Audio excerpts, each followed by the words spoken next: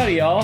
Welcome to another episode of CardBlitz. I'm your host, Kelly Reed. This is episode 26, and I'm joined by my good friend, Patrick Marshall. Patrick, how's it going? Good. How you guys doing today? How you doing, Kelly? Doing well, doing well. Getting ready to celebrate a little July 4th. That's right. Yeah, it is 4th of July coming up.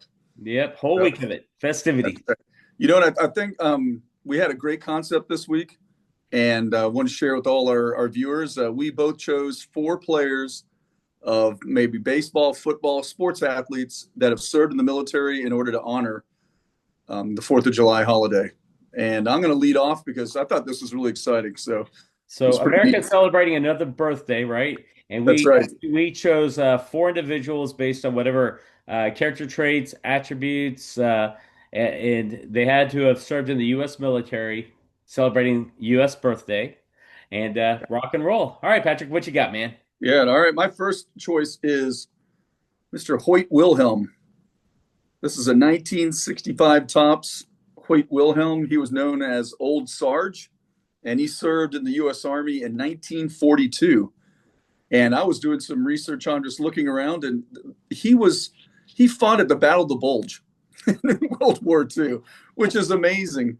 I mean, he got a Purple Heart back in World War II, and he went on to amass over like 200 saves for the first time ever in Major League Baseball history. He was a knuckleballer by trade, and he was elected to the Hall of Fame in 1985. But he didn't even make it to the major leagues until 29, 30 years old because of his military service, and then having to rise up through the minor leagues.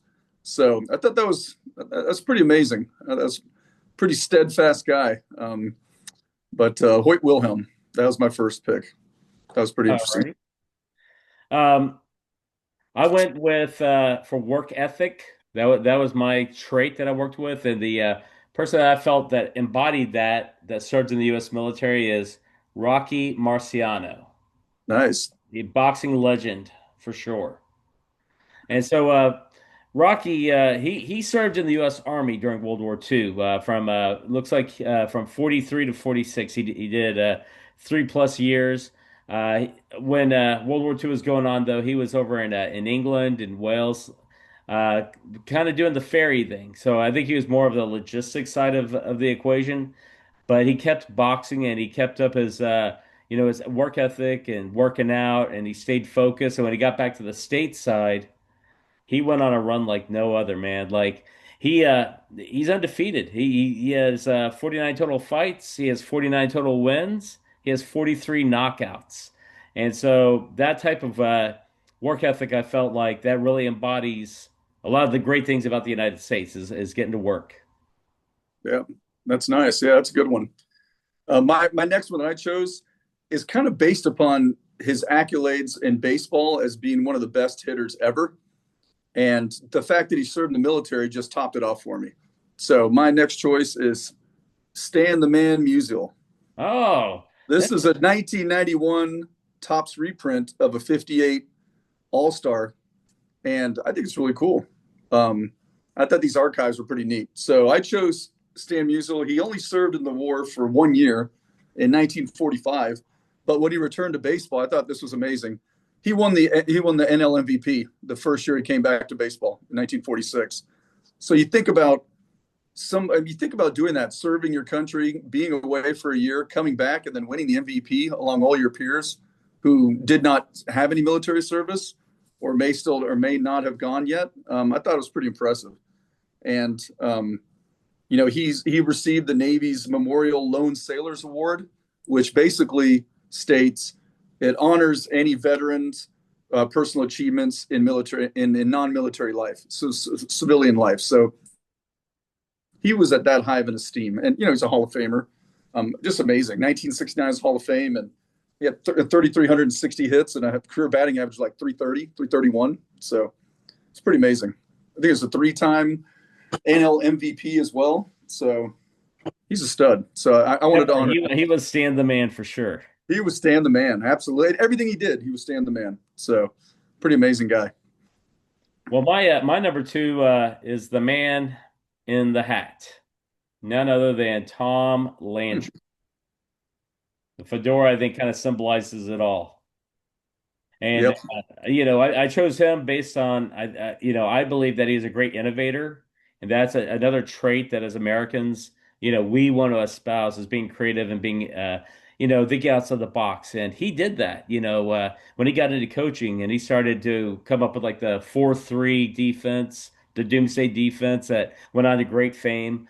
Doomsday 2 to go with that, but also on the offensive side of the ball with offense, coming up with like the shotgun. Like to be that forward thinking and to try it in practice and then say, you know what, let's try it in a game, and it worked. And so Tom Landry, to has served the U.S. He was in the U.S. Air Corps, Army Air Corps, so pre Air Force days. He was there in World War II doing bomber missions over Europe, and he had a nickname while he was in the Army and Army Air Corps. They called him Ice Water because his plane crashed in Belgium. And he just had nerves of steel, man. He just didn't let that rattle him. He kept doing his thing.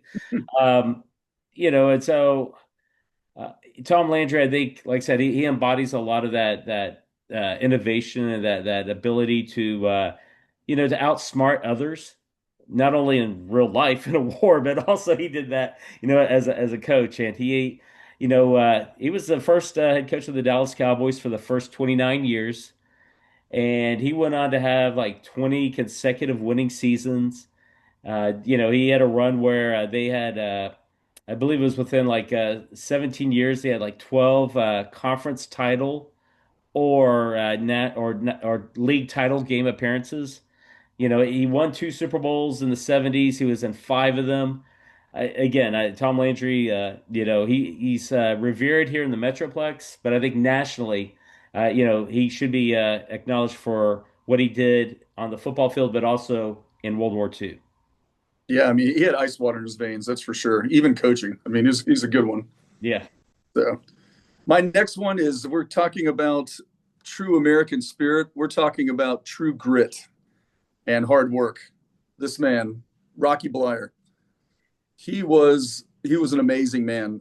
He served in the U.S. Army in 1968. He was drafted by the U.S. Army in 1968. And I read some interesting stories about him. But his whole platoon was ambushed, like in some rice paddy, out in Vietnam. They're doing the regular patrol, and he was shot in the left leg.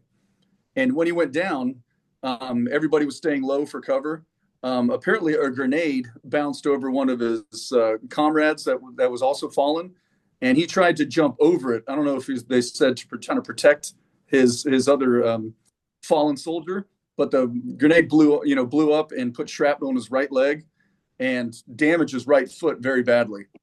And after reading that, I was like, well, wait a second, this guy went on to play for the Pittsburgh Steelers. How did he do that? And when he was recovering in a medical hospital in Tokyo, the doctors told him that he would never, play again. And so he wanted to get back to the Steelers because he was drafted by the Steelers out of Notre Dame before he got drafted by the U.S. Army. And he received a letter from Art Rooney, who's the owner of the Steelers. And I quote you this: Art Rooney wrote him a letter and said, "Rock, the team's not doing well. We need you, Art Rooney." And that's all. That's what he got. And even besides the fact that he was told he could never play football again, Rocky Blyer showed up to Steelers camp, had lost like 30 pounds, and worked his way back into this. Ended up becoming part of the starting lineup again as one of the probably the best leading blockers for Franco Harris. And he ended up winning 4 Super Bowls from that point on. I mean, if that doesn't, I mean, you hear about the Pittsburgh Steel Town mentality, and he just represents what perseverance True and grit. grit. I Yeah. mean, it's awesome. I was like, wow. And he won the Purple Heart for his bravery and service, and the Bronze Star. So pretty wild. I was very impressed. So that was my next. I couldn't let him go. Yeah, no, definitely. Like you said, Rocky. He symbolizes a lot of those virtues that we look for in not only athletes but in fellow Americans. So That's right. Yeah, grit, absolutely. it's definitely an important one. Yeah. I went with for my number three. It's going to be none other than Lawrence Peter Berra, aka Yogi Berra. It's Nice. 1956 Topps card of his. And for me, I always felt like he was real humble. And I think that's a great virtue to have is not to be arrogant or to think that you're better than others just based off of whatever preconceived biases you might have. He put in the work, but he wasn't one that would, try to undermine others or put others down to make himself bigger than he was. I mean, the guy went on to win what 10 World Series as a player, and then Yeah. like another two or three, I think, as a coach, manager. So Yogi Berra, he embodies a lot of that humble approach to the game. And I think he needs that. You need that to be successful in baseball. Always learn, always get better. And in World War II, he served, and he was there on D-Day, and he was a gunner. And so he was part of Omaha Beach as well as apparently Utah Beach. And then after he survived D-Day, they sent him to Tunisia in Africa, and he was part of that campaign down there. So certainly Yogi Berra, like I said, he's my number three, and I think he's a good one.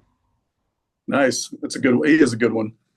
All right. For my number four, you just have to wait for the best for last, I guess, is this man, Mr. Ted Williams. And these are from his 1959 Fleer set that featured Ted Williams. But the cool thing about this is it has some military photos from when he served in the military. And in case we don't know, that Ted Williams served in the military for a better part of just over 5 seasons and was a very accomplished Marine pilot.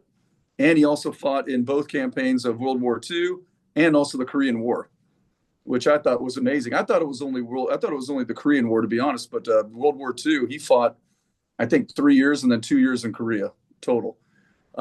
So you said five years of Yeah, fought just over 5 years total. I think he may have been actually enlisted for 7 years, but some of that was it wasn't called upon active duty at the time.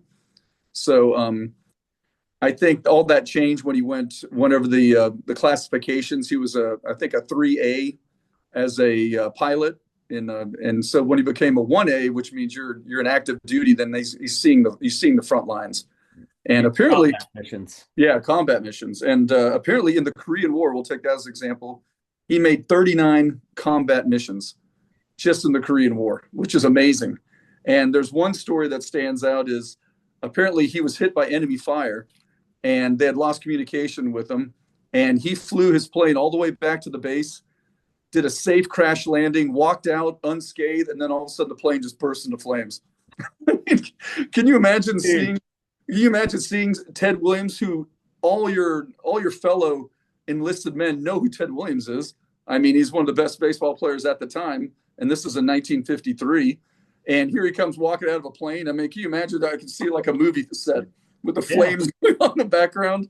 Insane. I mean, just absolutely like a legend. I mean, you're walking amongst a legend. And anybody who has four nicknames, Teddy Ball Games, the Splendid Splinter, the Kid, and the Thumper, he's something special. I mean, and what I thought was interesting too is I started digging into some of his numbers. Obviously, we know Ted Williams is a Hall of Famer, but in 1966 he was inducted. But he had a 344 career average, 521 home runs, and 1,839 RBIs.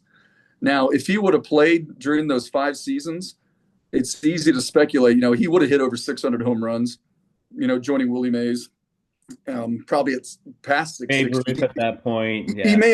may have, even gotten close to Babe Ruth's 714 home runs, who was the all-time home run champ at that time. And another interesting stat is he may have also beat Hank Aaron's all-time Major League Baseball RBI record of 2,297. He was only 458 away from that. So, And you lose 5 seasons, and we'll spiral back and get back to that at the end, but. yeah, he was also, and obviously, I think most people know he's the last player in Major League Baseball to hit 400 or higher. I was going to do that as like the big four. In 1940 and 1941, he hit 406, which, I mean, that's amazing already. And that's the first year he came back. He won the MVP the first year he came back from active duty. Another guy. Yeah, well, you didn't nothing face him. He just went to work and got it done. Yeah, and apparently he was one of the most intelligent people that a lot of his fellow, like the people in flight school said that some of the things that he, as a cadet, when he was doing his training for active duty and to become a pilot, and go on his combat missions, he could solve problems in like 10 to 15 minutes that would take a regular cadet like over an hour to do. And I think he still holds the all-time, I don't know what they call it in the Marine world or the combat pilot world, but there's training missions you do in which you have a ribbon that's like hanging in the air, and you have to shoot it from different angles, and it's kind of like it's like artillery fire. And apparently, he was a master of handling the piano keys, is what they called it, for the machine guns, and he still holds a record for most hits and shredded that ribbon apparently from his fellow players said that were also enlisted, like Johnny Pesky for the Red Sox, mentioned that he's probably the smartest guy he's ever known. Hmm. So I thought, I mean, I was like, wow, Ted Williams is an amazing guy. So he was my last pick. He had to be he could have been number one, but I saved him for last. Yeah, it's interesting how you built up the drama for us. And Yeah, for me, I went with, for me, resilience would be like the last character trait I think as Americans we try to foster and to teach others is like, no matter what, keep coming back, keep working hard, and never, and always put your nose to the grindstone and don't let anything hold you down. And I chose Roger Staubach for mine, Roger the Dodger here, with this autographed card of his. And people are gonna be like, "Hey, you got this thing, in this screw down, but it's recessed." But eventually, I guess I'll move it over and get it graded, or perhaps put it in a one touch and make the masses happy. yeah, yeah, With Captain America, he's my favorite player as a kid growing up. Roger the Dodger, Captain America, Captain Comeback. He served in, he was in the Navy when he went off to university with at Annapolis, and then he did his tour in Vietnam. Came back in 1967, still served his enlistment, or as a second lieutenant, and then from there he joined the Dallas Cowboys. So he would use a lot of his military leave to go to Cowboys camps and to like get the playbook and to study, go to the camps when he could. And then when he came in, he wasn't the starter. He was sitting behind Craig Morton, yeah. That's and right. he had to earn it, and so he was resilient, and he got, even after splitting time with Morton in 1971, by game 8 he was the declared starter, and Staubach, he went on a great run. He won Super Bowl 6, defeated the Dolphins 24-3. um, he goes into like the 1972 season, and preseason he gets injured. It hurts his shoulder and he's out again. And so Morton's filling in. And again, he had to fight and earn that starting quarterback title again.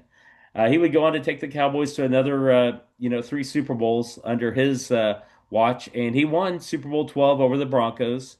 So for me, though, for someone to serve their country and to represent America's team, he's my number 4. And again, he's resilient as I'll get out. Never stayed, on the injured reserve. Never walked away from the game just saying, "Hey, I can't go on." He battled back every single time, and that leadership showed on the field too. Yeah, yeah. I'd agree with that. That's a good one. Yeah. So spiraling back to what you were mentioning, Patrick, about these great athletes serving our country, and the amount of sacrifice that they made for this country. Uh, you brought up the numbers thing, and the what if question comes to play, right? Like, what if they didn't have to serve their country? What if they didn't go and serve? Where would those numbers be today? Yeah.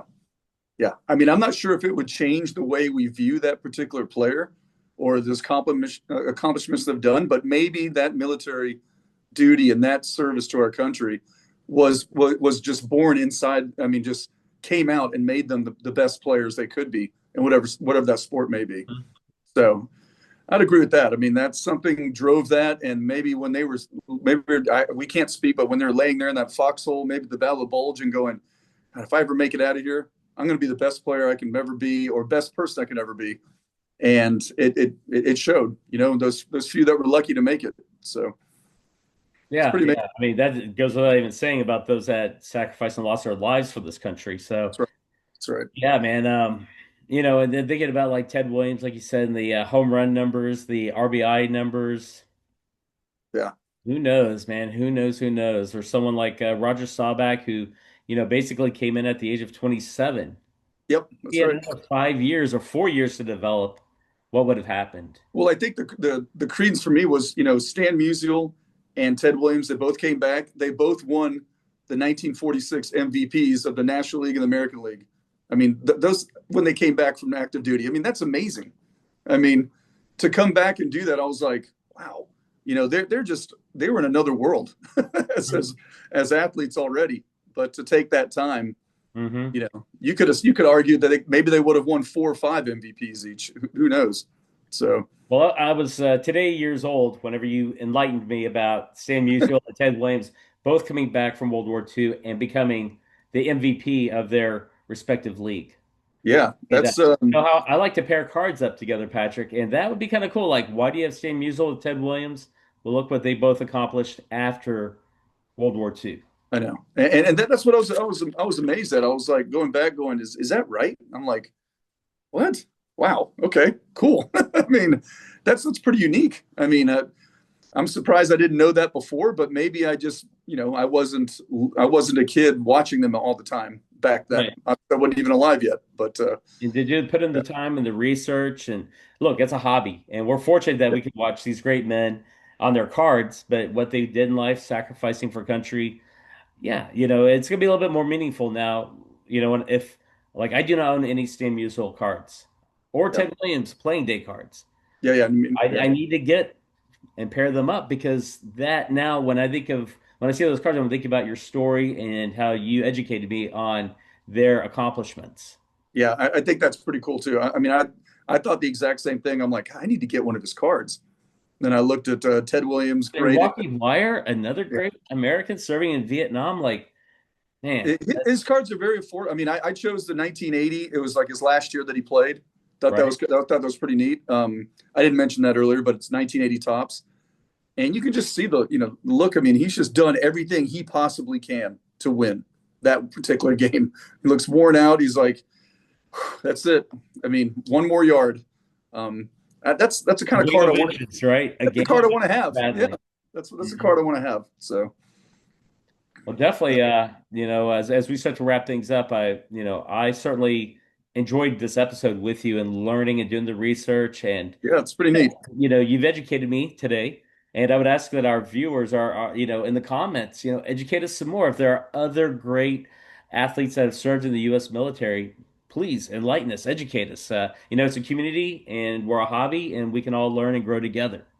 Yeah, I agree. I mean, there's some other great names out there. I mean that we haven't done the Oh, research for, but yeah, have somebody share that with us. I barely, mean, barely even scratch the surface with your four for Fourth of July and my four for Fourth that's of right. July. And then for the YouTubers out there, those that make YouTube content, here's our challenge, Patrick's and my challenge to you. Find just one athlete that served in the U.S. military, do a little video response, find a character trait, find a Yeah, card that you like that represents that player and what you believe makes that player a great athlete, and then make a little video and send it out and tag us in there. And let's grow this hobby. Let's grow this thing. yeah, yeah. I agree. Well said.